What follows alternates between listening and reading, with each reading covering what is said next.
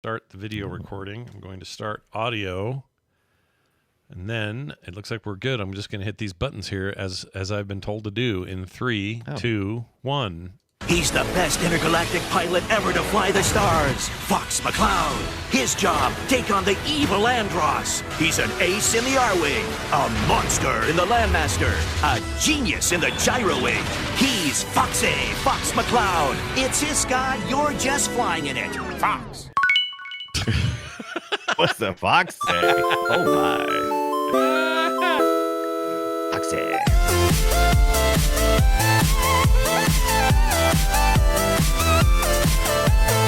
There's a little bit of a cheat. It came from a Wii U game, but whatever. That's okay. It's still Star Fox. It's fine. We know where he's coming, where he's been, and where he might go next. 30. Yeah, he's 30. He's old. Starting to feel aches and pains. Oh, hi, everybody. This is Play Retro. I'm Scott Johnson, one of your hosts, and, well, me and Slippy Toad went bar hopping last weekend. Hopping. That dude can drink a lot and still keep partying. At one point in the night, he threw up all over the girl he met there at the bar. He just laughed and moved on. Yeah. Do a barrel roll.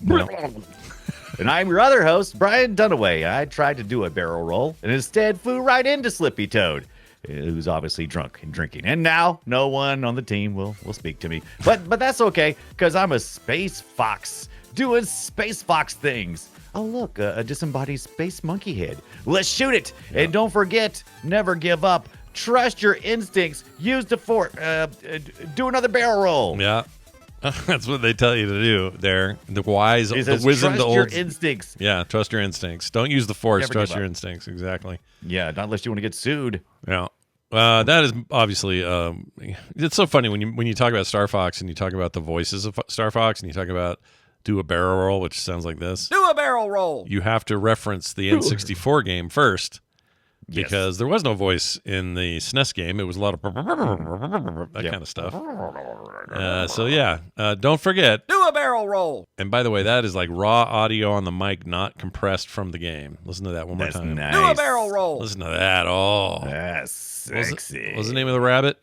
Bunny Berry? No, Peppy Pepper. Pepper. They called him Peppy, but I think is it Peppy Pepper?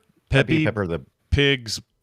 Peppy the why I keep wanting to say Peppy Hair. That's it. Jeez. Yeah, it's Peppy Hair, but I think his real name is Pepper or something like that. But they call him Peppy Hair or something. I don't know. Yeah, it's and back in the day, I always thought it was Slippy Frog saying do a barrel roll. It never was. It was Peppy Hair. He was the guy. Do a barrel roll. Peppy Frog was more like, hey guys, what's going on? I'm a rabbit. I was your father's best friend. Now I'm on your crew. We're going to talk about the impact of Star Fox and all things Star Fox in a moment. But first, I would like to tell you an organizational tale. All right? So sit back and enjoy this little stupid story. I've been trying to organize stuff, all right? In general. Oh, really? Okay. I got a bunch of these trinkety things I don't really need. I should sell stuff on eBay. Okay, cool. Yes. The other things I'm keeping, where do I want to keep them? And part of me's like, you should display it all so it all looks cool. And then part of me's like, no one ever sees it but me. That's stupid. So what are you going to do? So I made this huge translucent bin that I found. Oh, okay. Costco or somewhere. I don't remember where. And it's now chock full of all my retro stuff. That is to say retro gaming stuff. So if I need a quick access to an old controller or to one of these Genesis machines or to a couple old cartridges I got laying around or whatever it is, it's all right there, labeled neatly. With a little did you lever label door. It retro? No, well, with a Sharpie, which is a little retro now at this point. Right. And then I just open that up and I grab what I need and I shut it. And no longer is it scattered throughout my space. No longer do I have to wonder where I might have put it. It's all in this one place.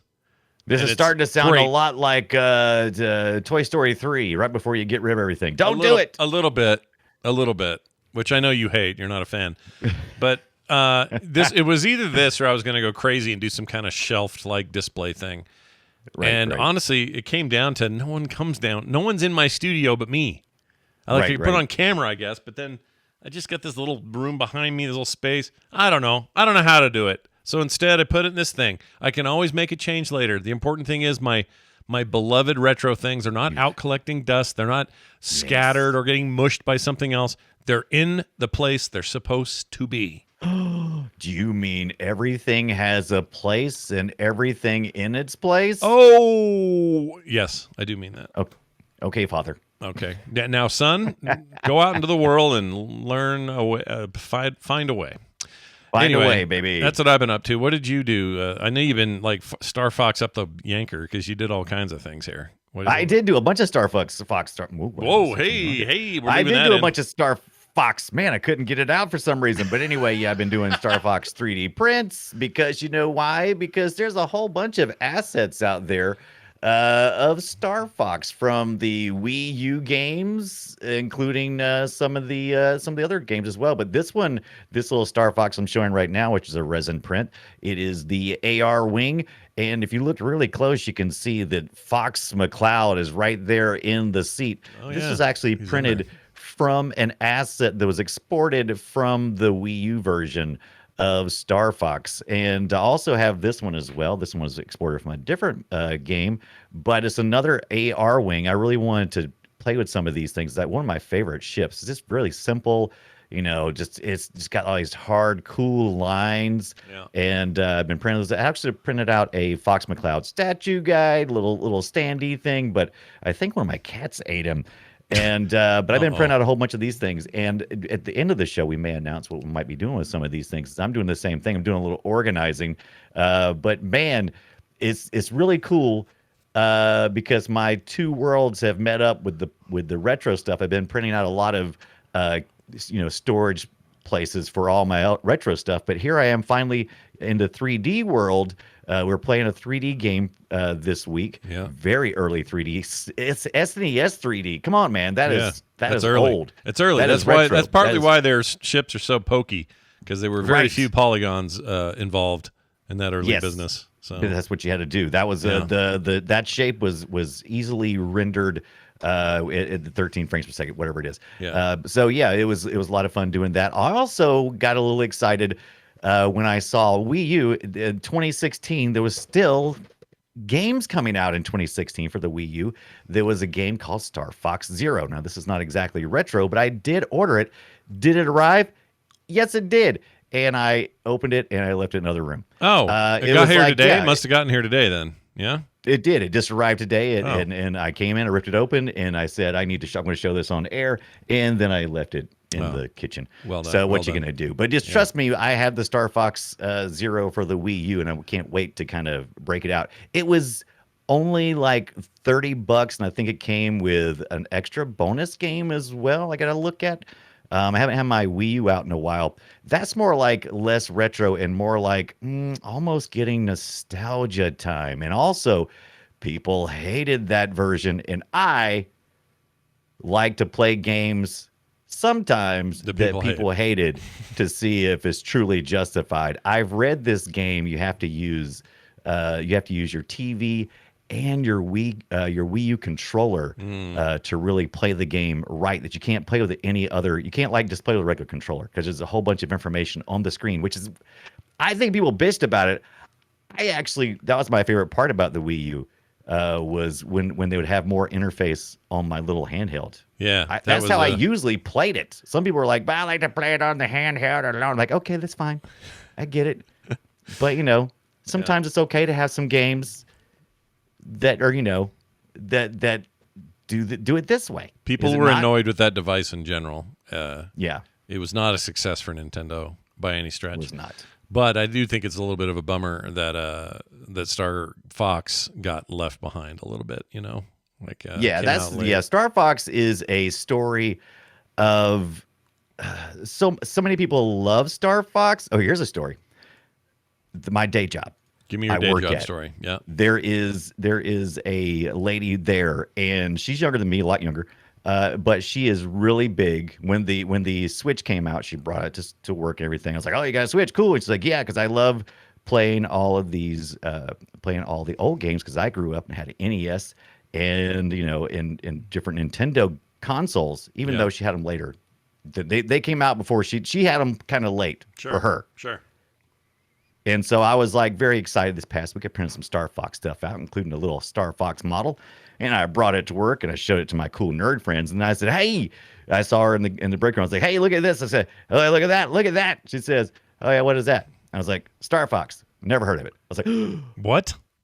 What? You played the? She had a NES, an SNES, and an N64, and a GameCube. She'd and never heard of it. Not even never like even not heard of even Star like Fox. Smash Brothers or any of that. He's in there. Nope. You fight Cloud in there. I know. Or It's you one can- of the favorite characters in the thing. So Yeah. it's like, You can be What? You can be Cloud McCloud, or sorry, Fox McCloud, Cloud. of the Clan McCloud, and you can play him directly. I don't know how you do. I don't know how you go through any of those generations and not know who Fox is. That's weird. Yeah, I don't know. Yeah. I thought the same too. It's a much beloved franchise that just always seems to get the short end of the stick. Star Fox is a very simple game, but just just tropes, but just so much attitude and so much. It reminds me kind of like Sonic on the Nintendo side. Yeah. It's like, oh, look at this attitude and small team. And, it's simple. You perform this one game kind of task, and that's their jam. And they got one-liners. Sure. I like Star Fox. And he's a hoot. He's a hoot. Yeah, and you got the Slippy Toad, and you got the stupid rabbit, and you got that hawk or that what's his name? Falco. Sorry, Falco. You He's got not a falcon. No, he's not a falcon. but I always thought he was. I'm like, oh, Falco, the falcon. Yeah, No, because he's that not. name, He's plus he looked like a bird that might be a falcon. We all assumed Yeah. falcon. It's not a Yeah. falcon. It's not. not a falcon. No. Falcon, no. It's like He's finding out that Slippy is a, I don't know, a hippo or something. turtle. Yeah, He's or a a turtle. turtle. It's Yeah, so stupid. Anyway, in typical Nintendo fashion, weird characters and weird story all around them. We're going to talk about them now. So sit back and enjoy this. Destroy it. That's the wrong one. Shall we play a game? We shall indeed. Let's talk about Star Fox. You are a leader of a squad of anthropomorphic animal pilots. All right? You fly job. throughout the Lylat star system. That name's going to be important coming up. Don't forget Lylat or Lylat. Just hold on to it. It's a I say terrible name. Lylat. Mhm. I say Lylat too, but I can't stand it. It's a terrible word. Anyway, in the prototype Arwing spacecraft to prevent the galactic conquest of a mad scientist in this 3D shooter for the Super Nintendo Entertainment System. And at the time, you were provided with cutting edge. Nintendo would claim light years ahead technology. Yes. 3D technology provided by the brand new Super FX chip that was built right into the cartridge, thus making the cartridge itself way too expensive. Yes. But it was there, and you got 12 frames per second roughly. It is a very charming but ugly throwback to the early days of 3D in video games. I had kind of forgotten when we started this. I had forgotten that Star Fox was a Super FX chip. I kept for some reason thinking it was all sprite based, and immediately I was like, "Oh my god, how did I cross the streams? How did I forget that this was because SNES? You don't think I rarely think about the Super FX chip. It was there. Did what Yoshi's Island? There was a couple of games like that had the 3 Super FX games, chip. yeah. And Yoshi's Island, it benefited from performance.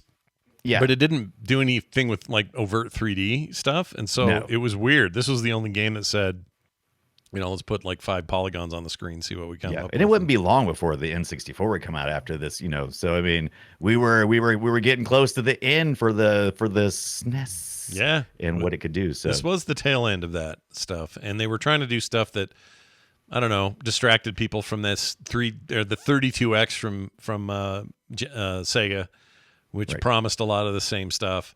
Their plan here, I think, made a little more sense. It's like, hey, we'll put a little extra horsepower in the cartridge instead of making people go out and buy a whole new peripheral for our damn console. I always like Nintendo's approach to that, to add stuff to the cart so that only the people who are wanting that cutting edge game. I actually like that's a better model because you can put that cost towards the people who are interested in that technology and kind of distribute the cost a little bit for the the early adopters versus just if you want to play this game, you're gonna have to get this whole new system and stuff. But, Yep.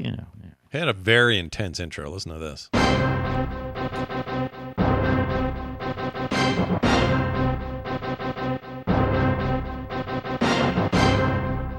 Listen, see? That means business, right? Business. Yeah. Miyamoto-san is really he wanted something fun and cool, and he got it there. He definitely did. But went ahead and put fuzzy dumb animals in it, and that made it less cool. But I love the fun. Yeah. Have you seen the cover art? oh yeah, hell yeah. And I'm not going to complain. By the way, that is not, to me, that is not a downside of the game. In fact, what I would really like, I was going to save this for later. I'll just say it now. What I really want out of Nintendo is a Switch or beyond generation title in the Star Fox universe. Yeah. Where we get a big open universe. Give me something like Freelancer, whatever Star Citizen's trying to be that game.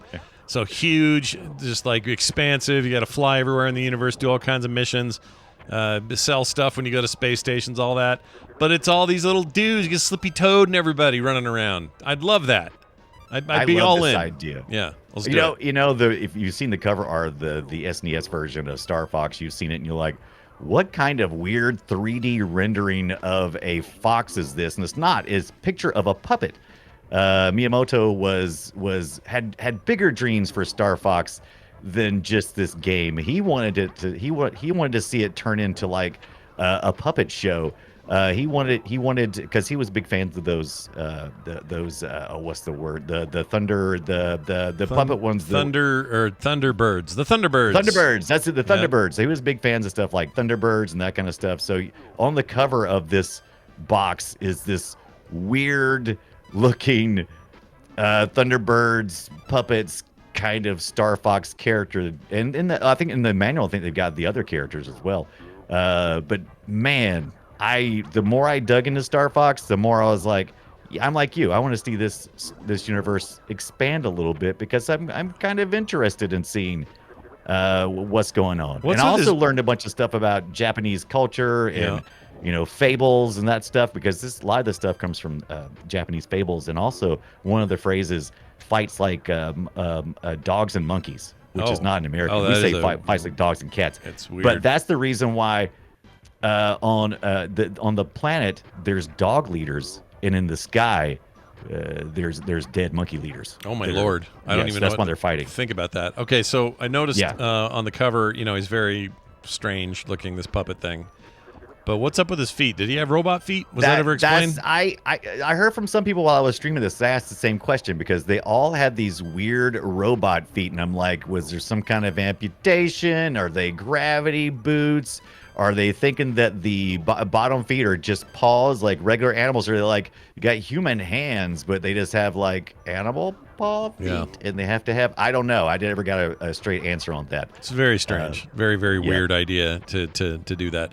But I guess I would say this. They took what is, I think, kind of a average on rails first-person experience or third-person experience that plays a lot like Space Harrier or any number of other This games reminded of the era. me most of how I felt when I was playing the Star Wars arcade game, when everything was on rails and you're flying in between buildings, and you're having to hit things at certain points, and you use the Force, Luke, and all that kind of stuff. It feels like that to me. And I'm fine with it. I'm totally fine with that as a core gameplay. But what really makes it is the weird story, funky characters, and typical Nintendo like strange bits. This could have been like dumb sci-fi characters, just some grunty looking guy going, all right, let's get the aliens, let's go. Instead they were like, nope, fox, rabbit, they're all fighting this dog. Hey, what's the Toad up to? Like, it's a weird choice that I think absolutely makes the game. It makes or breaks the game. Right. I love the deeper I dug into it, because some of it I thought, just limitations of storytelling in a game format. But then I found out it's like, no, Andros is really a disembodied head because he's dead, but he's reformed himself, and that's why he's in space, and he's mad at Star Fox. No, it's not Star Fox. Name the team. He's mad at Fox McCloud because his father something betrayals, yada yada. The story gets very soap opera, which is great because that's what you want in your space opera kind of. Yeah, but it wouldn't work if they weren't these dumb animals. I'm telling you, that would be boring and dumb, and also it'd be like a million other anime stories that are all kind of throwaway and samey, except It's a fox and It's a dog fox, and a baby. frog and a not falcon and all these things. To me, that's the magic. That's the sauce. Yeah.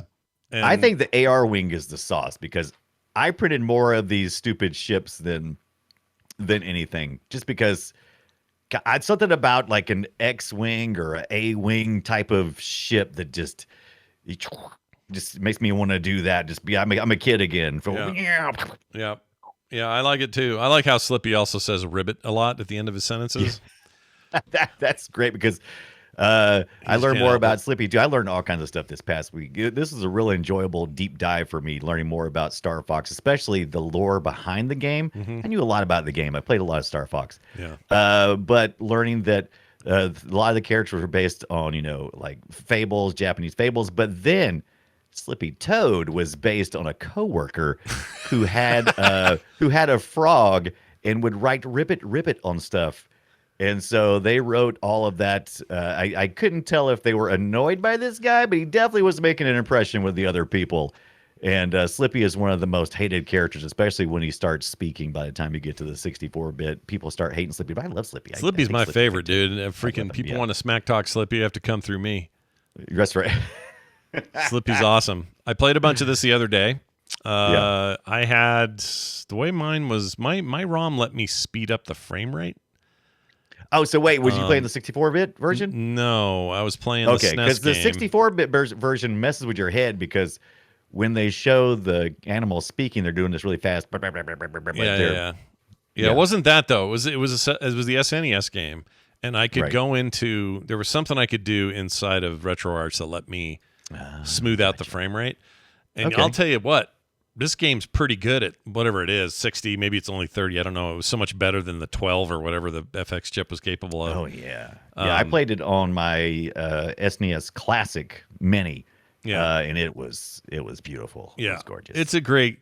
It's really a good one of these, like a good on rail shooter.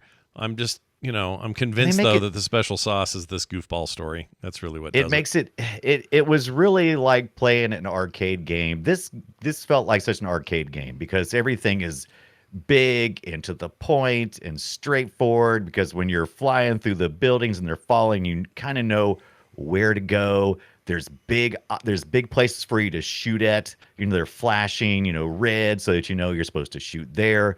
Like I said, it just seemed like they put fun at the top of the list, and everything else just kind of fit in. Mm-hmm. And I had fun. Aren't they all? I don't know. I guess just Falco and Fox are in Super Smash Brothers.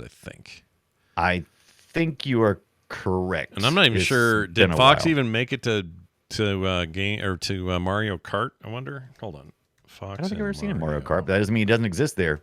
Kart. Let me just see. I can't. But I don't remember him there. My brain won't let me. There was that one kart where everybody's using the hovercraft. Which one was that? 7? Oh, he's totally in it. Sorry. Oh, he's totally in it? Yeah, he's in 8 at least. I don't know about 8. the previous ones. Okay, but that was 8. I mean, that's one that was like that. Okay. yeah, he may have been in an earlier one too. But Yeah. I know he's in Smash. And my point is, like any venerable Nintendo IP or character, he has earned his place there. I think it's fine. Yeah, people definitely love the Star Fox, and it's a shame because people on the development side and people receiving it are all just like, we want more Star Fox, and it's like they can never quite figure out what the vehicle is for it. It's just like they want. It's just, he always seems to have Star Fox has the worst timing. There. Yeah. Yep. That's how I want to There say you it. Star go. Fox I has agree. the worst timing. I agree with that. It's a little bit like similar timing. The Horizon Zero Dawn and Horizon Forbidden West games Right. both had this horrible timing. It came out the same month or week, I think maybe, or even a week apart from the first game came out a week apart from the original Zelda Breath of the Wild. Right. And it was just like, how are you going to compete with that? All right, number one. Yeah. Then the second one comes out the same week as Elden Ring, another game that just completely took everybody's attention and everybody forgot everything else that was going on around it. Those games are amazing, right? She deserves her place in the Sony pantheon of amazing 3D action games. But she just keeps having this shit timing Right. when she comes out or whatever. And we'll get more into what happened to Star Fox after this iteration and the N64 iteration. I think it's all a little bit weird the way things went, but they are touching on where I think this series needs to go next. Right. Which it's real hard not to. It's real hard to, because it's also just all this is kind of Star Wars, right? I mean, it's just Star Wars with animals. Kind of, yeah.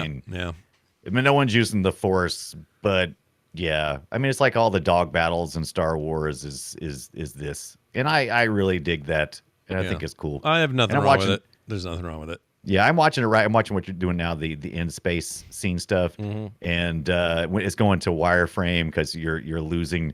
You got too much damage. I'm assuming, maybe not. I don't know why it keeps going flash and I thought it was a stealth thing. No, it might be a stealth thing. There's like there's bombs sequence. You can use. You have shield. The shield is how you. Was your shield depletes, you will eventually go down, and your wingman will pop up from time to time and kind of give you a status report on what's going on. See, this part right here reminds me of doing that Star Wars. Yeah, this is just a trench run, right? Yes, this is a trench run is all it is. You're going in to shoot the final thing in the little Death Star hole, and now you're going to win, and Luke's the winner. Yeah, you got to turn off the targeting computer and just get in here and blow it up and get out. Yeah, I mean, as much as I think Star Fox stands on its own, there is a lot of Star Wars crap going on. That's fine. You can do that. Look, even this bit where you've got to go inside and shoot the little, look at that little thing right there. Yeah, see, that may as well be the half-built new Death Star in that third movie. Yeah. But anyway. There's no vulnerabilities in this thing. Uh-oh. We're blowing up. Now, then something happened that nobody knew happened. It sounded like this. Ooh, ominous. Yes. Oh.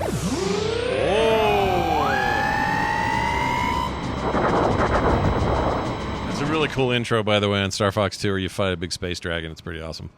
Yeah, it's way cool. You fight him a couple of times in that later on. Yeah, space dragons rock. Nobody's going to deny you that. Space dragons are cool. And Star Fox 2 was supposed to happen. Oh, we didn't mention this real quick. In Europe, this game was called Starwing. Yeah. Okay. And I've heard two theories on why that is. Have you heard the theories? No, give me the theories, because I think that is freaking weird. What is the point of calling it Starwing? One reason was it sounded too similar to a company called Star Fox, and they were worried about that. That's the most popular one I've heard. The other one is there is a Star Fox game on the Atari 2600. I think it's one word instead of the two words. Oh. But I don't know why that would be a problem. I don't know, but yeah, that was the two things we heard, that it was just Star Fox sounded too much like Star Fox, and they didn't want to get into that, so they just called it Starwing. Here it is. The Star Fox for in the Atari 2600. The 2600. Look at this, chat. This was a legit thing. What are you doing, flying around? Oh, this is almost like Defender. Yeah, it kind of has a Defender thing on it, but it looks like a little spaceship. Just like, is there a fox in there? I don't know. I can't say. I can't quite see him. Weird. Yeah, look at that way back in the background. Does that look like the little on rails parts you have to fly through? Right? It's just, kind of, yeah. Like, is there a possible scenario where Miyamoto or somebody was like playing their 2600 and went, maybe they forgot. You know, kind of with a thing where it's like that's a good idea, and then you realize, I used to play that. I forgot. I doubt it. But, I don't know. I don't want to besmirch their good name, but it does seem a little funny. It was originally called that in Europe, and you guys are weird over there. So good job. StarCraft 2 did not happen. Star Fox 2. Sorry, I said StarCraft. I keep saying craft. It's impossible for me not to do it. Star Fox 2 didn't happen when it was supposed to happen. It ended up happening, but it happened way later, as in 2017 when the Super Nintendo Mini was released. Yeah. And that was the first anybody's really seen of it, but it was long rumored to exist. Right. And it finally happened. First time I seen it was in the SNES Classic, but apparently during the late 90s, there was a emulation SNES scene that was going on. And some people had gotten a hold of the final release, because this thing was completely finished.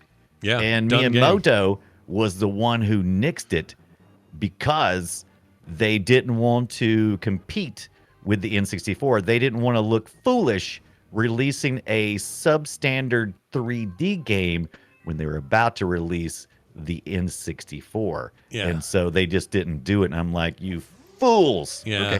Okay. They are fools because did you know you could turn your ship into a mech? Did you know that?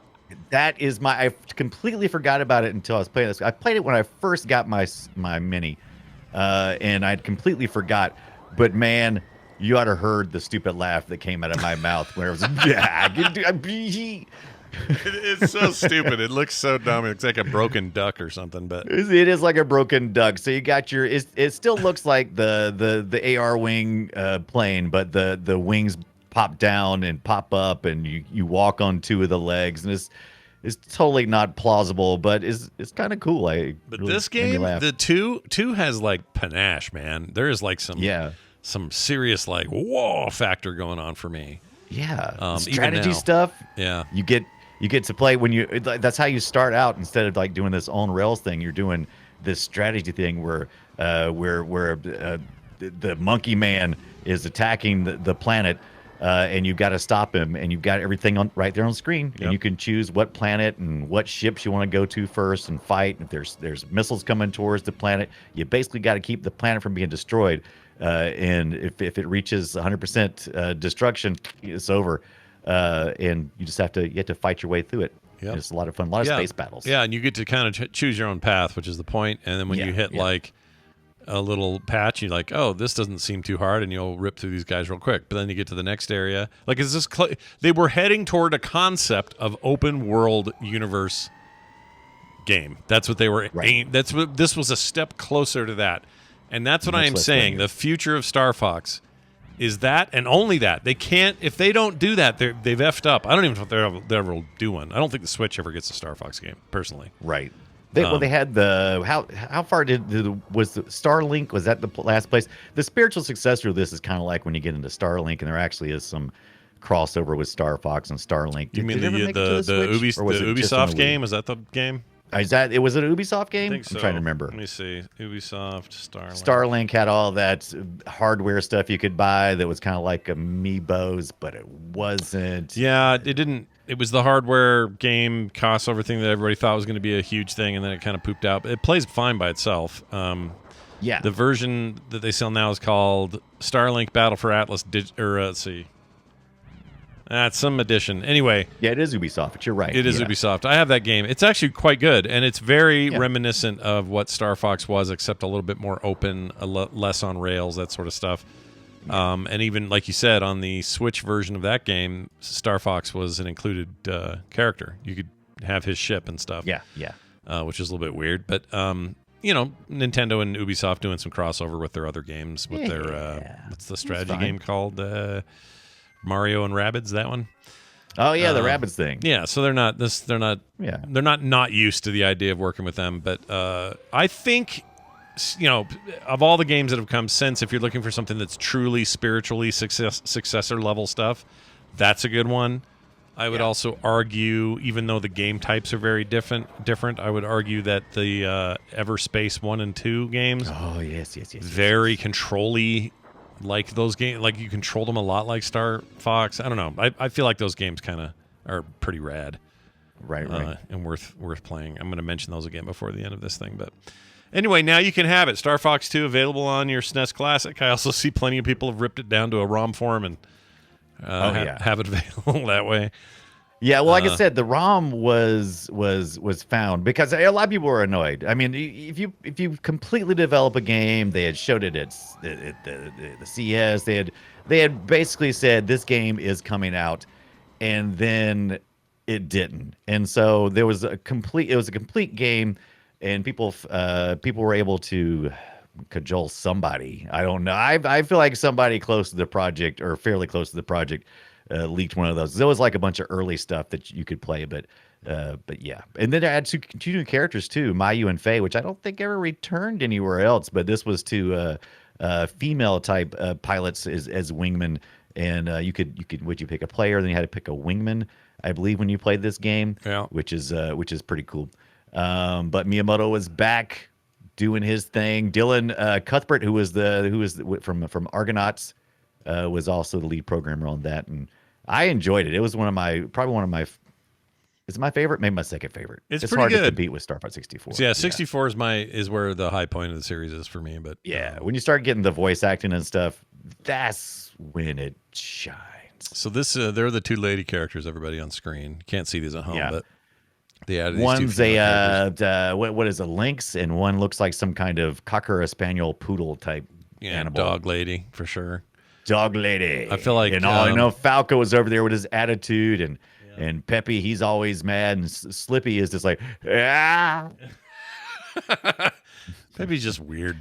He's got his pants hiked up. Look at them; they're all got they're hiking their pants up. Yeah. Him and but I think Star Fox and Slippy, they were like college roommates, right? They were that their deal? They went to the academy together. They were all mercenaries. Yeah. I was digging deeper into the story. They're all were mercenaries until it was time to join up with the resistance, I suppose, or sure. So yeah. Well, yeah, now, kinda. so speaking of 64, let's dive into some voice work here and hear how things are about to change.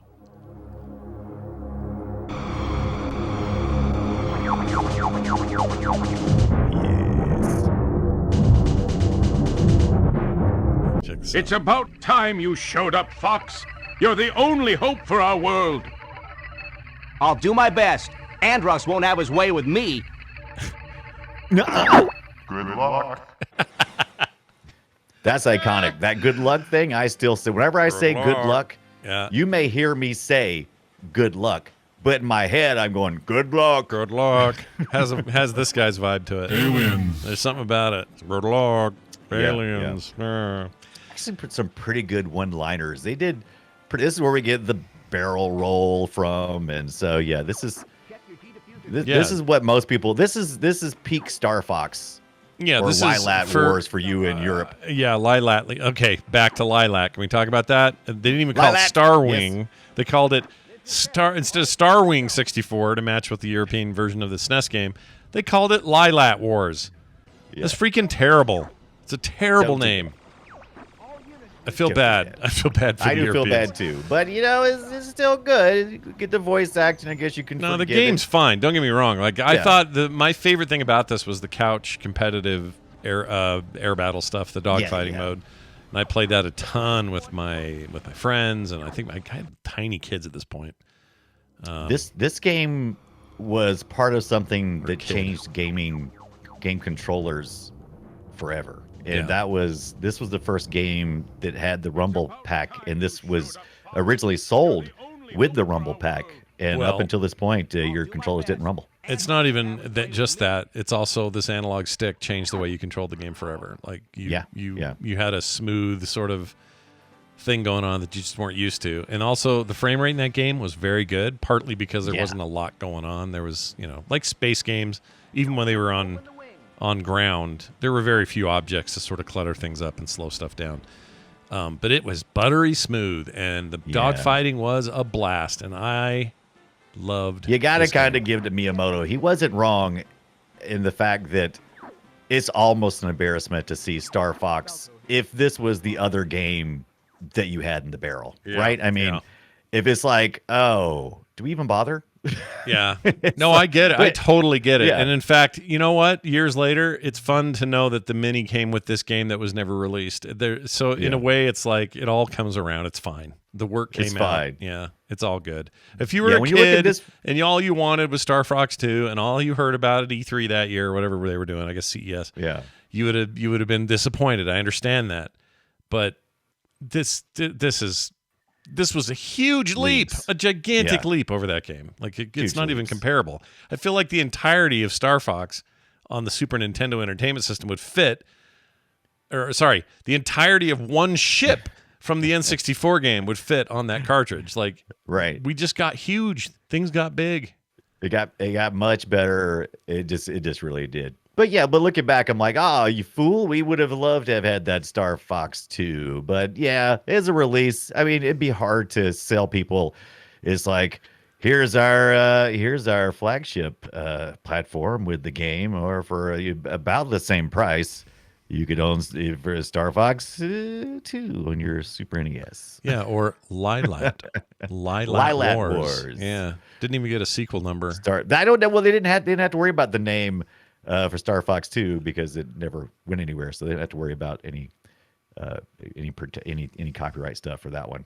But this incorporated a lot of the gaming things that they had into anyway. They just kind of moved it forward, right? And they put it, you still get that overhead strategy kind of view where you gotta pick your path, and it's got branching paths. So this was built in house though. This was Nintendo's in house game as opposed to Argonaut doing something. So yeah. You know what it reminds me of? This is a weird comparison, I know, but Diablo 3 just launched their 28th season, and in that they have this new mode or this new addition to the game that's basically like a slightly less complex version of the skill system coming out in 4, which is a whole new game, right?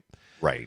And they put a little bit of it in 3 now, and in a weird way, Star Fox 2 feels like that. It's like, oh, here's a little piece of what we were gonna do. Yeah. But oh boy, is it much better in this other thing, My biggest complaint about the series in general, though, even this one, even the 64 game, which I hold in high regard, I'm just not on rails. Yeah, they went back to corridor mode for part of this game, and I'm with you. It's not my favorite. You have all this new game type with the 3D, but then you go back. This is a reboot. So part 2 was a sequel. But this is a reboot, so you're going back to the original, and I'm with you. It's just I really kind of hate that it was on rails for part of this. I just don't like on-rail shooters in general, and they were competing with things like Panzer Dragoon and other games of that ilk, and that was okay then, I guess. But I was spoiled by PC space shooters. They felt open and big, and I had control about where I wanted to go, and I had more axes to move on, not just X and Y, but also Z, I would like to also use my Z. If I could use Z axis, please. And so there was just a feeling of restriction here. And that's why I think the multiplayer struck me as so much fun, because there's nothing on rails about it. It's a big arena. Right. You fight within that arena, but there's a feeling of freedom. This is the one where you can do like the flips and stuff. Is that this is the right one, right? Where you can you can totally do air like the tricks. the U-turn, I believe, or something. It's still it's not on rails in the arena areas, but you can fly a certain path and then you hit the edge and you have to turn it back around and come back, right? Is that the one I think that's right. Yeah. And this level right here reminds me of the tech they use for Wave Race. Like, look at that way that lava moves. Yeah, it's pretty cool. I can see that. It's pretty cool. I mean, of the N64 era stuff, I think this graphically is one of the games that actually still holds up. Yeah, it's good. It's good because you got all these pickups. It's still fine. You gotta be constantly focused. It's like it's almost a shoot 'em up from first person is what you're really looking at, trying to make sure you get your pickups and shoot everything on screen, and then to avoid the giant lava wave. Yeah, and the big robot that's in there somehow, or is that a bug? I don't know what he is. What is he? He's a robot bug. Yeah, he's a bug made of robots. Oh no! Oh look, now his arms are bleeding. Oh, this is a rough day for him. He's having a bad one. It's bad. He's got to go back into the lava. Yeah, that's where he belongs, Brian. He belongs there. That's where he should go. Now, that is kind of the retro era for this stuff, but I wanted to make sure we mentioned Star Fox Adventures, and we are going to talk about it. This was a 2002. That's the old school retro stuff. I was trying to struggle with this too, and I know we've struggled with it, both of us. And I was like, you know what? This is old school retro. Yeah, but there's still retro stuff. Maybe call it modern retro. I don't know. I like modern retro. It's actually a cool way of putting that. So the way Brian wrote this out was old school retro, modern retro, and then you could probably say, where are they now? I don't know, because I do want to talk retro. I want to talk about the future of it. But the GameCube had a game called Star Fox Adventures, or if you were in Europe, Dino Planet. Actually, I don't think they actually called that in Europe. I was trying to it's Dinosaur Planet. I typoed that. Is that your typo? Yeah, Dinosaur Planet was actually the game it was based on. Gotcha. It was actually originally it was a rare game called Dinosaur Planet, and Miyamoto saw that the character, the primary character, kind of seemed like a Star Fox type, and so he's like, let's just move it over here to Star Fox because we need a new one. Yeah, they basically were hard up for a new Star Fox game, and they wanted to do something a little bit different. And I really like the concept Execution, it's not that great. It's got problems. They basically wanted to make a big adventure game where you're Fox McCloud on foot a huge amount of the time. Yeah. Like you're out running around like a fox. You're not like in a ship. You're How are you supposed to do a barrel roll if you don't have an Arwing, an Arwing? Exactly. It's a weird game, but from a graphical standpoint, I think it's one of Rare's better looking games. So good. It's gameplay just bugs people because you weren't doing a lot of ship to ship combat.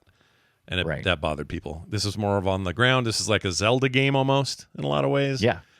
And again, I actually think the future of this franchise is something more like this, but with a heavy dose of space shit as well.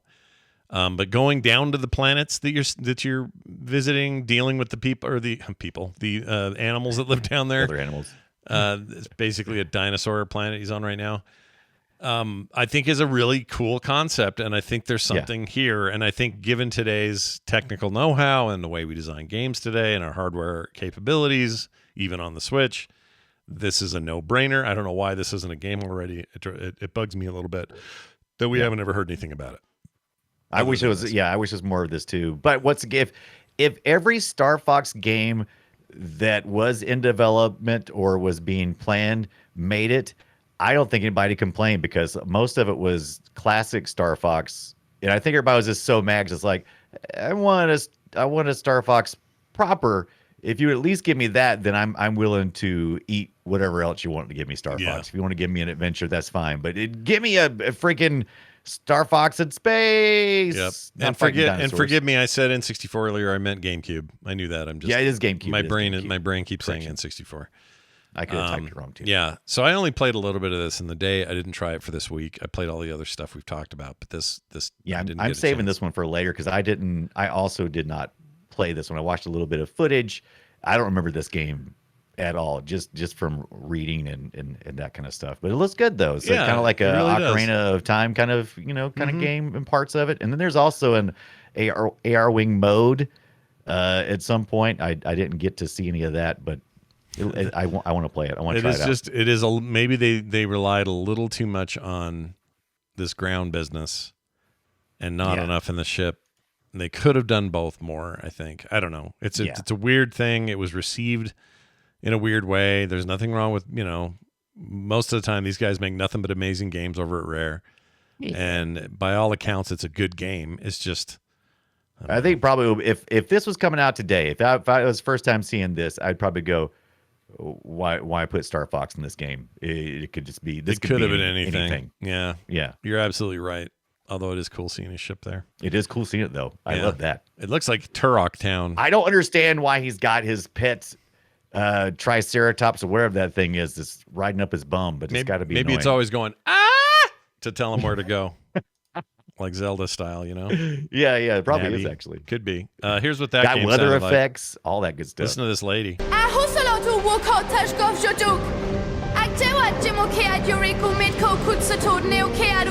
Belina, are you there? Oh man, that was Star Fox. What was that from the game? Yeah, that was it. Oh wow. There's some lady speaking some foreign planet language. There's a lot of subtitles in this game, actually. I love it. And she's serious. Listen to that. I feel like I'd do it. Whoever that is, whatever they need, I'll take care of it. Whatever you need. Yeah, I think Rare did something pretty good here. Like I said, I think I would have poo-pooed it because I'm such an old school Star Fox fan. But I think I probably that game probably deserves more than I gave it. Yeah, you and I are in the same boat.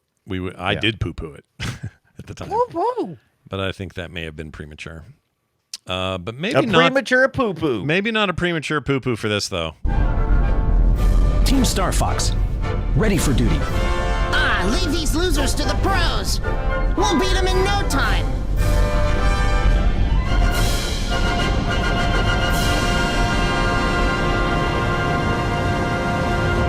All right, good news, everybody. Namco made a Star Fox game. Good news. This is really getting later. This is in GameCube still, right? Yep. This was Star Fox Assault, which it is an assault on the ears. It's very poorly audioed. I went and watched a whole big playthrough of it. It's very bad. It's loud.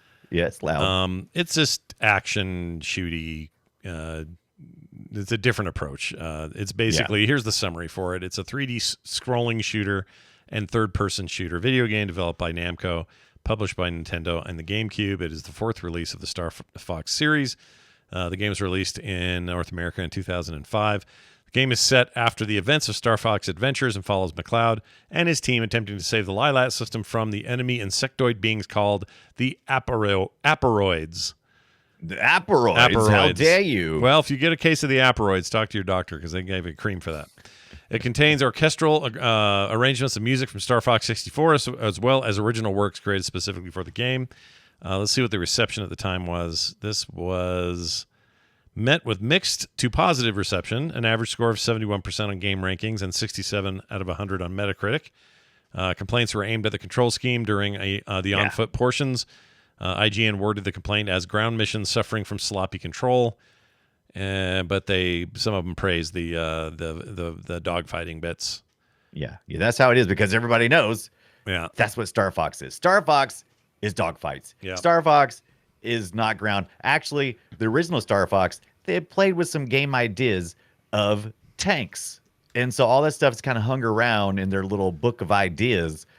But even early on, there was like, yeah, this is not fun. What's fun is the dogfights. And I think if you don't center that in your Star Fox, I don't know how you're going to succeed. I don't either. I don't know why you'd even attempt it. There's so much you can do to add on to the formula. You don't have to completely just tear it away the way that Adventures did. This is obviously a little bit more out in space, but it still had the on-ground crap. And I don't know, Namco's a weird pick. They're fine.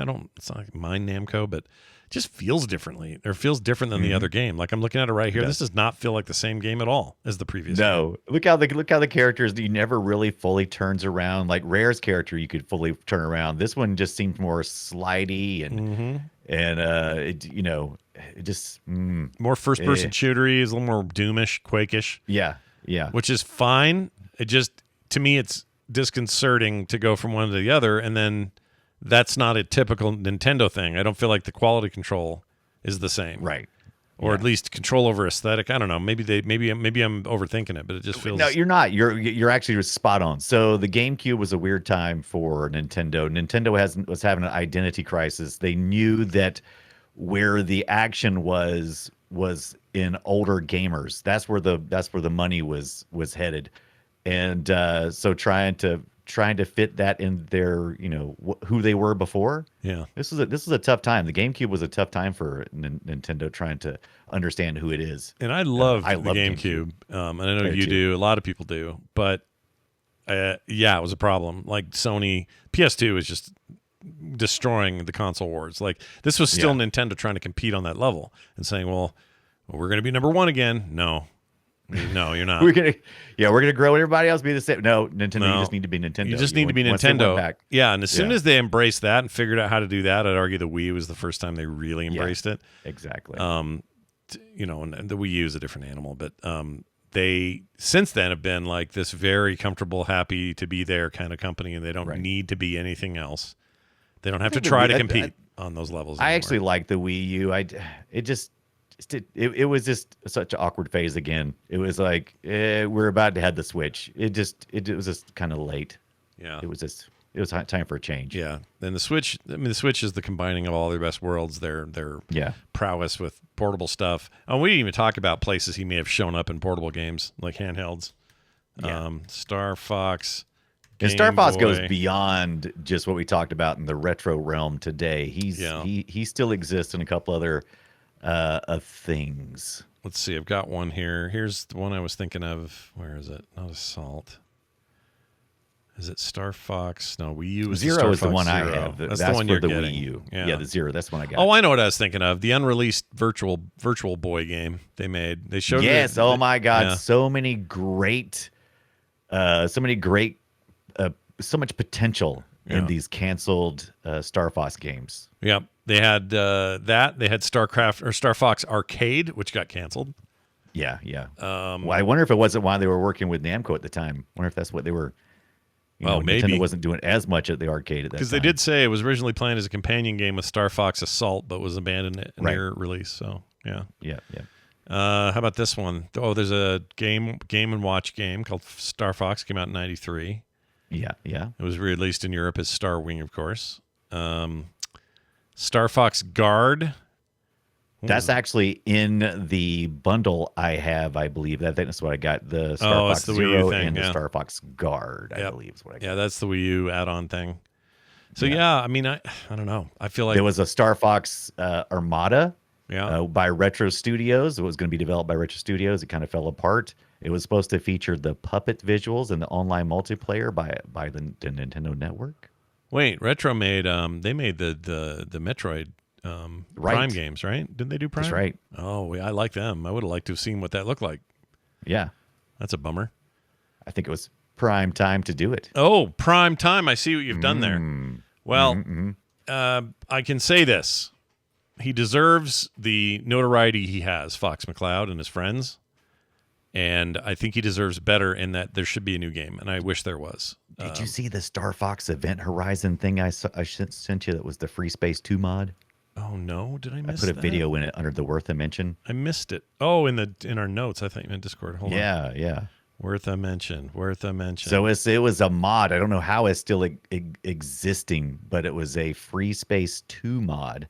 If you remember that game engine, they're still under development and it's supposed to be a standalone once it gets there. Can't find the link. Where'd you put this? Oh, it's right here. So it's at the top of the Worth a Mention. Like so, under Star Fox Assault, if you scroll down, it's the very next I see one. it. Now I see it. Yeah, and then the video clip. Okay, I want to see this. Hold on. There we go. Worth a mention. Wait. Oh yeah. No, wait. What? Wait. Oh, here it is. No, that's not it. Where's Worth a? I don't see Worth a mention anywhere. Where does it say it? Oh, we don't. How do you not see? Okay, you see where I'm highlighted? Yes, you're on line 27.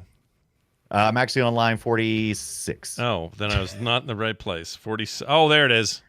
All right, let me pull it up. Let's see. Are you kidding? Doesn't that look good? Okay. Jock Blaney returns as Wolf and Bill. Star Trek Event Horizon. Oh my gosh, there are more animals. Oh my gosh, look at this bullshit. No way will this thing make it past 5 minutes after it's released, even as a Free Space 2 mod, because Nintendo, as soon as it hits, you'll have to grab it. Oh my gosh, this is like it's very gritty. And it's the voice actor back, the guy who was in Teen Wolf, not Teen Wolf, but the Wolf character. Oh, it's the original voice actor from the Star Fox. No way, that's 3. cool. Jock Blaney. So wait, this is a full conversion then of this. Oh my gosh, I knew people are doing some weird stuff with this engine. Yeah, it kind of makes me want to check it out, dude. I so want it. I might have to check it out. Yes. All right, that's wild, dude. Oh my gosh, that makes me excited. I don't know why. Nintendo's gonna. That's the Star Fox we need. Yeah, Nintendo's just gonna shit on this though. There's no way this. Yeah, is coming absolutely. Out. Immediately. Yeah, they're gonna take a big old giant big dumper. Poo dump on it. A poo dump. Yeah, so that Star Fox Event Horizon is a Free Space 2 mod if you're looking for it. All right. Modern game. Free Space 2, well, sort of modern. Came out in like modern-ish. 2008, 7, whatever it was. The engine did, but yeah, people are still working on it. People still make I think it's open source now, right? I think they made it open source. I believe you are correct. Real quick here, if you're looking to where you can play these classic games, the SNES Classic, of course, for 1 and 2, emulation will get you there, as well as Nintendo's online service has not 2 though, just 1, right? I thought 2 is on there as well. I can't remember. Nintendo Online Star Fox 2. Let's just see. Star Fox.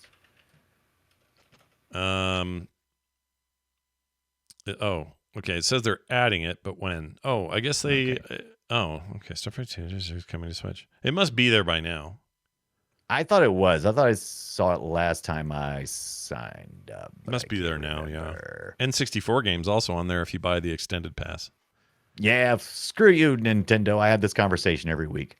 Yeah, it kind of makes me mad. With my stream, every time I talk about Nintendo on my stream, I always get mad because I'm like, stop it, Nintendo. You know I don't play your online services for more than 3 months at a time, and then I take a 6 to 9 month break before I come back. I'm not giving you a full year for it to sit there for 6 to 9 months, me not using it. Charge me by the month, even if it's more You're not getting me to do it. I'm not doing it. Well, here's their current list of games: Mario 64, 64, 60 fart. 60 fart.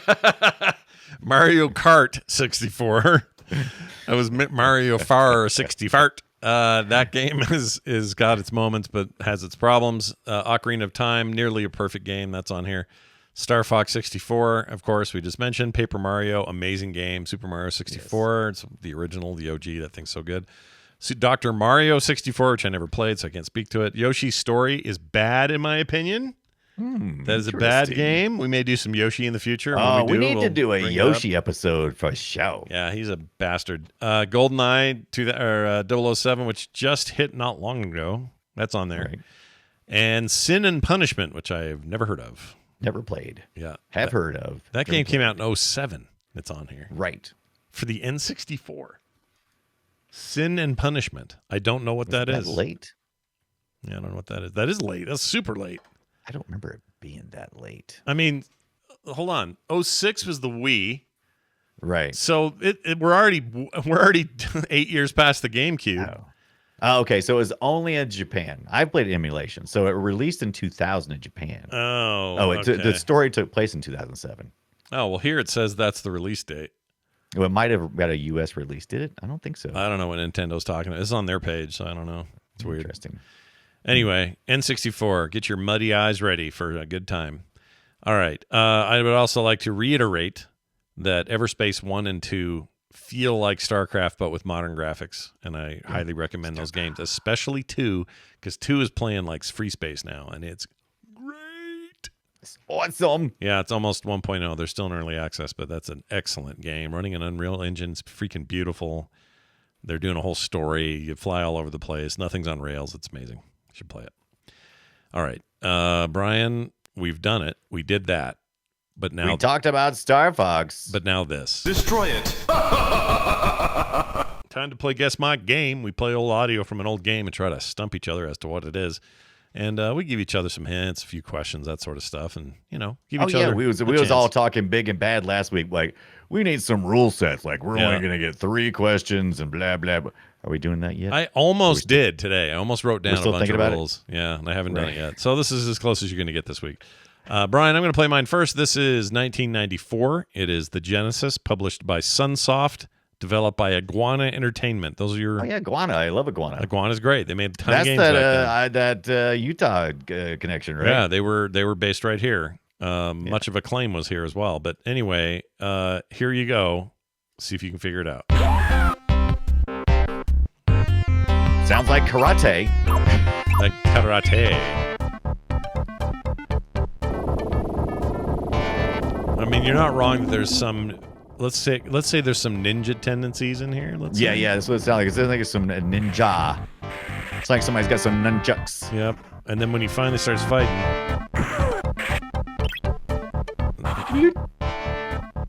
Well, anyway, let's say he throws shurikens.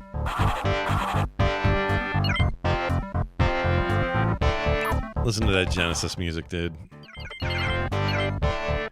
Okay, this is a game I'll give you a couple other thoughts here. This is a game I thought... anthropomorphic animals in it, like Star Fox? Oh, hell yeah. Oh, really? Okay. Hell yeah. This is the era. That's funny. This is the era. Yeah, oh, that's true. That is true. This is the era. I didn't think about that. Ninja Choplifter, says KT Data. No, Kevin, that is not correct. All right. The other hint I'll give you is it's a side scroller, like everything was back then. Right.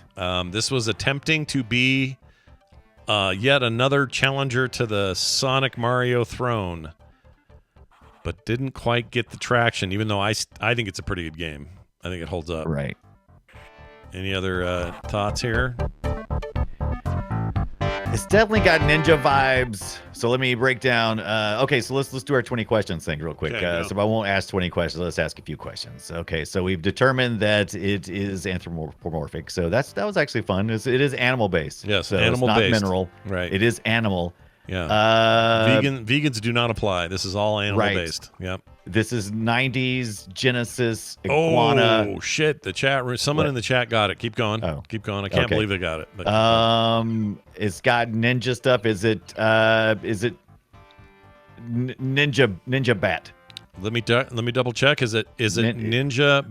Wait, where's the thing? Is it ninja bat? Nope. Oh. No.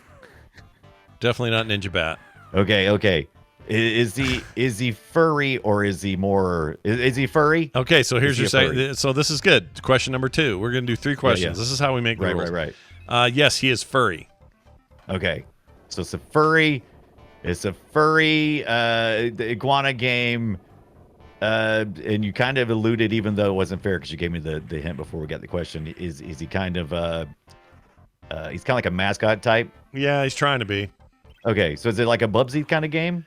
That is your 3rd question. I will answer. I mean, what is a Bubsy kind of game? Like, it's a side. Is it Bubsy like an anthropomorphic? I mean, you're fighter. Yes and no. Like, you don't. I'll say it airs closer to the animal it's portraying and less trying to be like people. So less anthropomorphic. Okay. But it's still like, you know how Sonic is sort of. He doesn't look like a hedgehog, but he's closer to hedgehog than man. You know what I mean? He's more hedgehog than man. Yeah, that's like this. Because he rolls. Because we can't roll. No, we can't roll. Nobody can roll. That's your your 3rd and final question. Do you have a? All right. Is okay. Is it I don't know. He's got to be. Is he a marsupial? No. Well, I don't know. Hold on. All right. I don't know if they're marsupials. Does he carry a baby around in his pouch? No, I guess that would make him a marsupial if you that. But I'm trying to think if this animal does that, any of that when they're pregnant or not. But I don't think they do. They keep a lot of. Let's say they keep a lot of nuts in their mouth. They keep nuts in their mouth? Yeah. Okay, it's the chipmunks. Chipmunks go. Yeah. It's Darkwing Chipmunk. I don't know. Let me check. Is it Darkwing Chipmunk? No, it is. Zero the Kamikaze Squirrel. Oh, somebody was asking me to play this not too long ago. It's a good game. I didn't know anything about it. It's very good. It's a fun game, bunch of mechanics.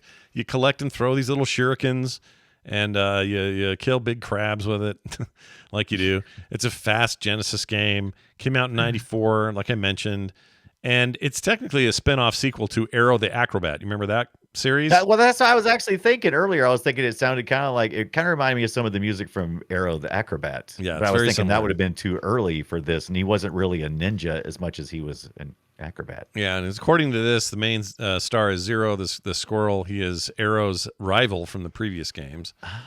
A remake for the Game Boy Advance was planned in 2003, but got canceled. Right. I like it. I think it plays real good still. So okay, recommended. Good Brian, one. I'm going to play yours now. What's your initial hints here? What do we got? Okay, so this was a 1995, and it was for the Windows and DOS. The Windows and DOS. Yeah, the Windows and the DOS. All right, let's see what we got.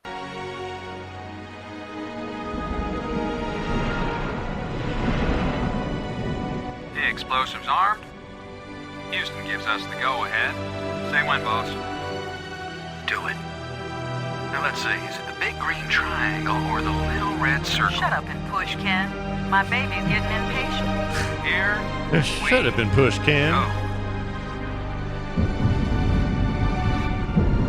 We have detonation. Sounds weirdly familiar here. Nothing big coming our way. What's the pig telling us, Cora? Attila's still in one piece. There's a lot of seismic bounce, some fracturing. We're stable again. Radioactivity in Quadrant 1 is well within the safe range. What does Houston say, Ken? Everything's go for a surface walk at your option. Then let's go, landing team. Let's see what Attila looks like after plastic surgery. I don't know what this is. Right? Okay, 3 questions. Give me the 3 questions. Said DOS Windows.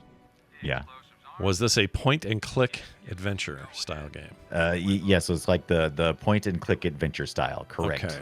Okay. Was it... Shit. It was not shit. It was actually well received. Okay. I'm trying to think what had all this like astronaut talk in it.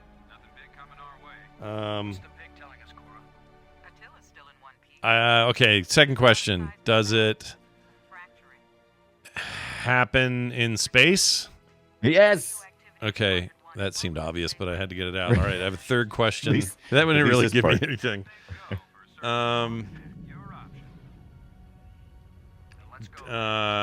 I'll give you this too. Not only it happens in space, it happens on an asteroid. How about that? That's like Armageddon style on an asteroid? Yeah. Okay. Is it Armageddon? Just kidding. Yes, it's Armageddon, the PC game. Oh. Okay, final question. Does it? And then I'll give you what I think is the answer if I can shake my brain loose. Did this have full motion video or nay? Ooh, I don't remember any full motion video. I'm trying to remember. Did it? It was a CD-ROM game, so there could have been some scenes. Now I'm forgetting that part. Probably not. How about it was originally conceived as an episode of Amazing Stories? All right, I think this is a game called. I think it's just called Dig. Is close enough. Is The Dig? The Dig. Yeah. Ah, yes. Did I really get it? I remember this. I couldn't run this game. My PC sucked when it came out. I couldn't properly get this thing going. Is that game good? I remember everyone at the time going, yes. Dig. People love this game. And you're right. It's point-and-click adventure. LucasArts, CD-ROM, PC. Macintosh eventually got it and runs on that Scum game engine. And you also may not know that the writers were Orson Scott Card, Brian Moriarty, and Steven Spielberg. Oh my gosh, Orson Scott Card, another Utah connection, also kind of a dickhead now. But okay, so there's a screen grab, chat. That now I fully recognize this, and I couldn't play it. My PC needed an upgrade. Or I had like a 386 DX. I don't know what the hell it was. 95, 94. It was shit though, and I couldn't run this. In fact, I think I had a CD-ROM, but it wouldn't quite pull this off. Right. Yeah. That was a time of how fast does your CD spin? I wonder how that is now. Like, is that a fun game still? I bet it is. I for the audio stuff I captured, I was like, I want to play this just so I can sit back and listen to all the great audio, because there's a good bit of point and wait and click. It's a pretty big adventure. It's a lot of fun. The setting's fun. I want to go back and play it. It's in my list. I like this screenshot where he's crawling and he's got a lady behind him and he goes, "Brink!" See? Brink! Do you see that? Brink! Yeah. Yes, I do. I love that. Yeah. This is part of those things where Good Old Games has been harassing me all week. And our next week's game is actually because Good Old Games have been harassing me about that particular game as well. So Good Old Games finally got me in on a couple of things. No wonder I thought it was called just Dig. I'm now looking at cover art, and the word Dig is 400 billion sizes. Font size is larger than the word the. That's barely above the I. Yes. I think that's why I thought that was just Dig.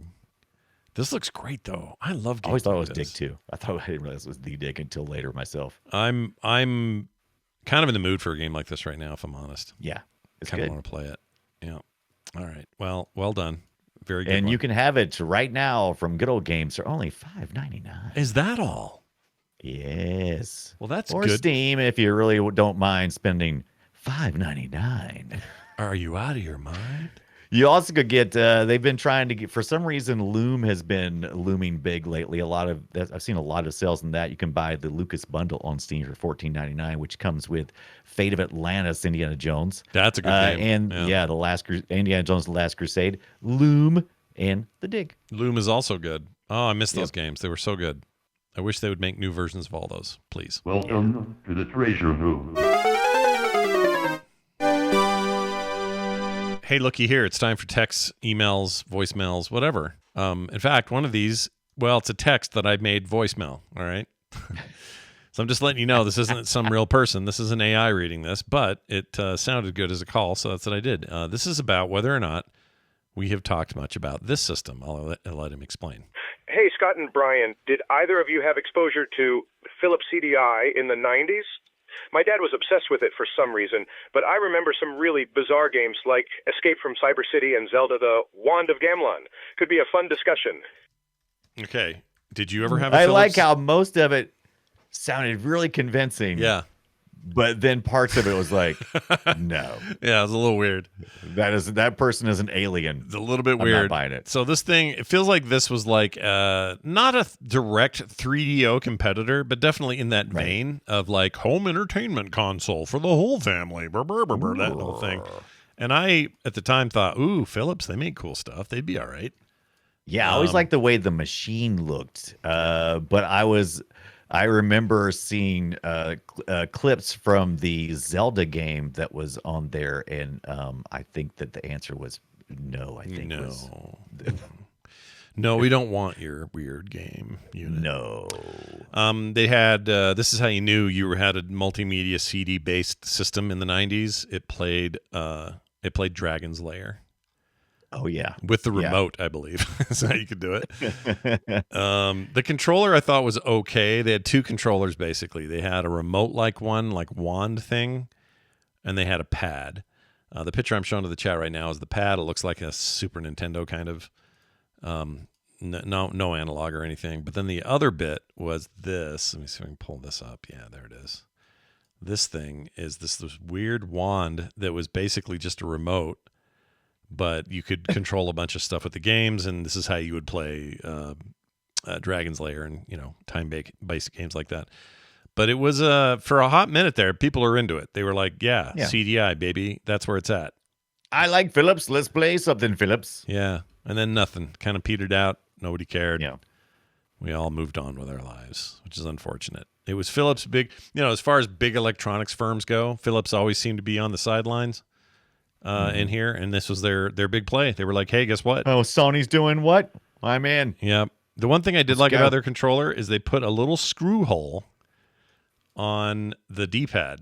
I'll pull it up and zoom in here. Here we go. Little screw hole there. That way, you had D-pad functionality, up, down, left, right, and some diagonal. Right. But you could screw in an actual joystick, so you could have like full-on joystick use. Yeah. I always thought that was kind of cool. Probably not great in practicality, but whatever. That's not a bad idea. And I always thought about that too. Like we always said, people complained about that Steam controller with the little touchpad, and I'm like, what if they just put like a little way to just make that in like a little thumbstick or something, plug that on top of there? But yeah, I guess not. So. Right. Let's see. Philips CDI. I'm just gonna see how much these are on eBay. Well, they go for pretty good money. $500, $600. They had a portable version of it. Those are going for about $1,000 because they're rare. They got a light gun for the thing. The cheapest one's about $250, so these go for good money. Yeah, good for money. Okay. Well, thanks, CD. Oh, or not CD, Philips is what I meant. They have a boombox version that also had that built in. No way. Ultra rare Philips FW380i. It's a CDI mini hi-fi system with DVC and new laser. I don't know what it means, new laser. Oh, probably they just put new laser. They put a new laser in there. That stuff. So this is like is like that plus all the boombox crap built into it. That's here's cool. The touchpad one that you had talked about. Oh, I see a box right here. I'll put this in the Discord server real quick, or Discord chat. Yeah. They got that little controller that you was just talking about. Oh yeah, look at that box. Yeah, isn't that dumb? Look at the stick. See? I kind of hate it. I kind of hate it and love it too. It's real dumb. $215 for that unboxed or open box, but in box. Wow. Open box, yeah. Still, it has the box. How about that? I have some things that I probably should sell, dude. Yeah, especially if it's that. But then if I had this, I'd want to keep it for our show, I know. What would they think? Okay, zoom in real quick on that controller and look at the buttons where you're normally A, B, and Y, and X. What does that say? What is this? So what kind of symbols? What kind of alien symbols is that? Who is that? When was that going to take off and stick? There's like one dot, two dots, one dot again, and then a dot / 2 dots. What are you doing? Was it Braille readable? This thing on the side is just grip. This isn't Braille. And then over here, these aren't even raised. They're just little prints. Yeah, that's weird. Heinous and dumb. Good job, Phillips. You make a hell of a light bulb, but I don't know about your video games. All right.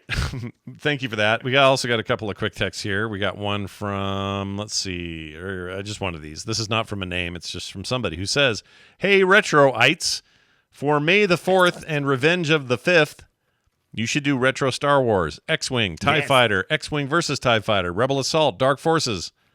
I'd be down.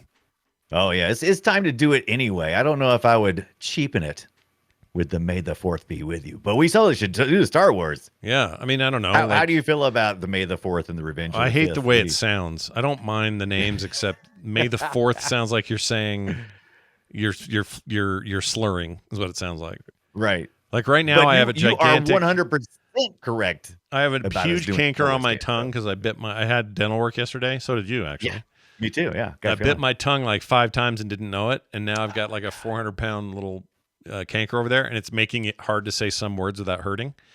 I think my dentist thought I needed to be really numb for my thing because you like? How fast do you numb? Is it fast or slow? Oh, it's pretty. It's usually pretty fast, and in this case, like I said, she stayed in there for like a good.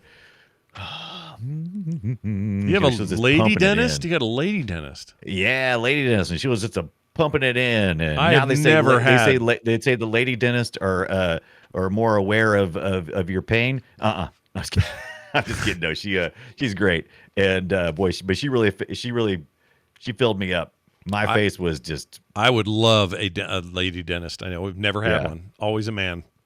Always big freaking hairy knuckles in there. That's the thing. Yeah, I used to have a man dentist, and it always seemed like it was always the only dentist I knew were the ones with the giant hands. Oh my Lord.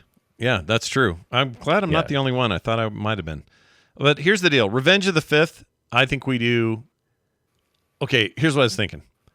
May the 4th, we do the most retro stuff. We do X-Wing and TIE Fighter. All right. Right. X-Wing versus TIE Fighter you can throw in there because it's all part of the same thing. Yeah. Then on the Revenge of the 5th, we bump up and do Rebel Assault and Dark Forces, which are newer games. Nice. What do you think of that? I'm down. Okay. Let's do it. We're doing it, whoever you are that sent this in, that didn't leave a name. We're doing it. So well done. You've convinced us. All right. That's going to do it for emails and texts. Again, you want to leave us those texts, send us 801-471-0462, or you can leave us a voicemail as well. We're happy to play those on the show. Or if you'd prefer, email us, playretroshow@gmail.com. Stupid tongue. All right. Let's move on to what we're doing next week. We are doing Myst. Riven. Myst again, like 3, 4, and 5. But Myst. We're covering Myst. Yeah, that's right, PC players. 1993. Rand and Robin Miller and their video game company Cyan Incorporated. Myst. Ooh, Myst. Man, that changed the world. Yeah, it did. If you weren't around during the year that Myst came out, then you didn't know what was going on, because I'm telling you that it was on everybody's lips. Yeah. Have you seen Myst? Yeah, Myst, dude. Myst was. It is. How do you explain it? It's a seismic thing. It's a big deal in not just games, but in like tech and games meeting together, and changed the way we thought of that kind of media from then forward. I have nothing but fond feelings and some weird feelings about Myst. Myst still freaks me out. Even seeing screenshots, I kind of go, "Oh yeah, that place was weird." Kind of gives me I feel like I was in a dream, you know? Yeah, that was the idea, right? That was the idea. Yeah, and it had some FMV that's hilarious and stupid, and that company went on to make some other cool stuff, including a game that's only a few years ago called I forgot. That's a fully 3D game. There's also a remake of Myst. There's also a remake of Myst in like full-blown 3D engine where you just run around all of it, but it all looks like Myst. Yeah. I'm a big fan of the whole legacy. And Good Old Games is really trying to sell it this week because there's a mobile game out, so they're really pushing. So if you like to play along at home, be sure to get some Myst in your belly. Yep, and Riven was also good. Oh man. Yep. So listen to this in the chat. I love it. We got, damn, I love me some Myst, and then Skits 3819 says, I hated Myst. And then Ruthane says, polarizing. Then he says the flew up Riven was great. Yes. Yeah. So, they are doing a VR Riven? No way. That's cool. Well, that makes perfect sense. What took them so long? Jeez Louise. Yeah. That's insane to me. Well, anyway, that's all next week right here on Play Retro. We are going to go deep and hard on Myst. Okay? You made it uncomfortable, but okay, Yes, let's do it. I did. Also, I want to recommend that you, it's the very end of the month, and literally the last day of the month. So it's a perfect time to hop in on patreon.com/playretro because you get a brand new month, brand new benefits, all that stuff. And on top of that, Brian Dunaway is going to give away to some lucky patrons Star Fox 3D prints if you live in the U.S. If you don't live in the U.S., you'll get something cool digital when you pick your name. But for now, the 3D stuff will ship somewhere in the States, and he will send Star Fox 3D prints directly to you, to your door, if we choose your name. Door with our 3D printed resin stuff. It'll probably be an Arwing and maybe a Star Fox. That's right. A statue. That's right. And even if you joined today, before we get to it, you'll be eligible. Okay? You don't have to be there for a week or something for us to pick you. You could be the winner of that. But even if you don't win, there's lots of reasons to join up. Go read all about them at patreon.com/playretro. Also, welcome brand new patrons, Les Orchard and Don Rice. Oh, hi. Yeah. We know Les. Yeah, Les, good people. Yeah, Les is great. Don Thanks, Rice, Les. I've seen that name before as well. Anyway, fantastic human beings have joined an already fantastic group of people supporting us at patreon.com/playretro. You'll never get commercials. You'll get pre-show content every week and monthly benefits that are only available to our patrons. Go check it out. That's Play Retro. Shit, that's patreon.com/playretro. Jeez. Why do I do that? I only do it with this one. Is that a weird thing that I do? It's a weird thing. It is weird. It's weird. We should get you checked out. Yeah, doctor, what's up? Man, I can't believe we even get to talk about the wicked ass Star Fox cartoon anime thing they did with Nintendo. We didn't get to talk about all the great anime manga crap they did. Star Fox is interesting. There was a lot, and I hope there's more. So here's what I want you to do. Go play something retro and come back next week. Bye, everybody.